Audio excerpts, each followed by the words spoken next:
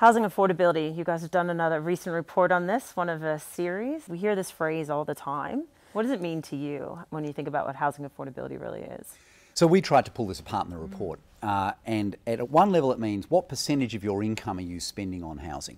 It's perhaps the rawest way of thinking about it. And the answer is, if you're on a high income, it hasn't changed. It's been about 10% of your income for a very long time. If you're on a low income, it is changing. It's gone from about 24% of incomes to about 28% of incomes. Another way of looking at it is to say, well, what do home ownership rates look like? And what we see there is there's been quite a big social shift in 30 odd years. So if you go back to 1981, and we take young households, 25 to 34 year olds, basically their home ownership rates were about 60 odd percent, and that was true no matter what their incomes. Whereas when we look at it today, whether or not you own a house as a 25 to 34 year old is very dependent on your income. So if you're on a high income, home ownership rates are still about 55%, whereas if you're on a low income, home ownership rates are down at about 22%.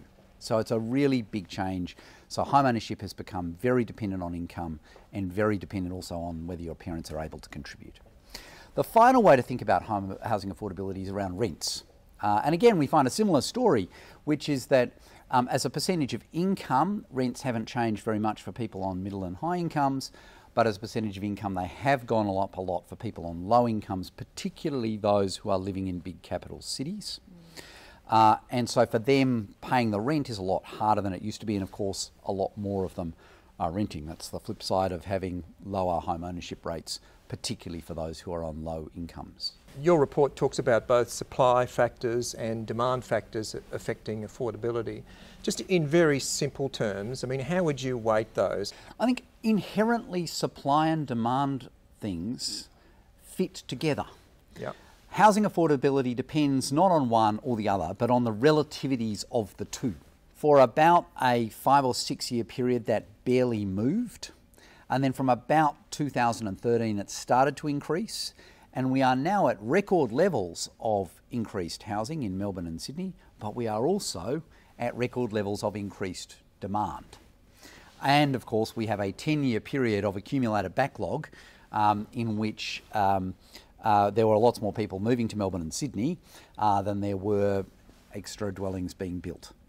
And of course, that accumulated backlog, that mismatch between supply and demand essentially feeds through into prices. So inherently, housing affordability depends on the balance between supply and demand. Yeah. Inherently, they both matter, and it's whether they're going up in sync or not that ultimately drives affordability. So I think that the fundamental way you address this is to build more housing.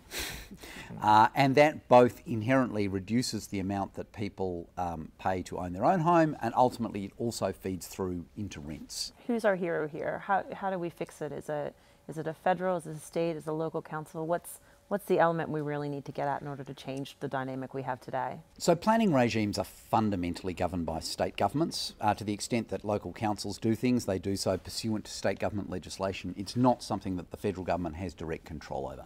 And although they have often lots of planning documents that say, we think that we're trying to increase density and build more houses, the detail of those planning schemes often prevents that. And the reason that they prevent that is that it's usually very unpopular with the neighbours.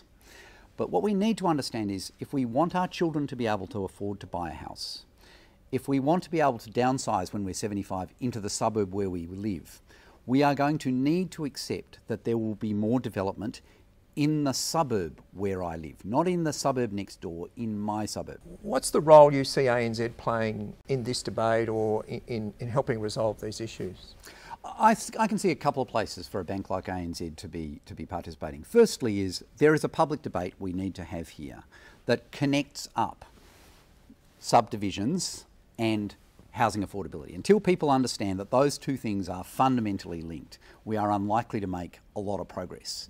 And one of the temptations in this debate is to sort of talk about all of the little things around the edges which are not going to make that much difference, and to ignore the thing that's really going to make a big difference. So I think focusing people on that would be helpful.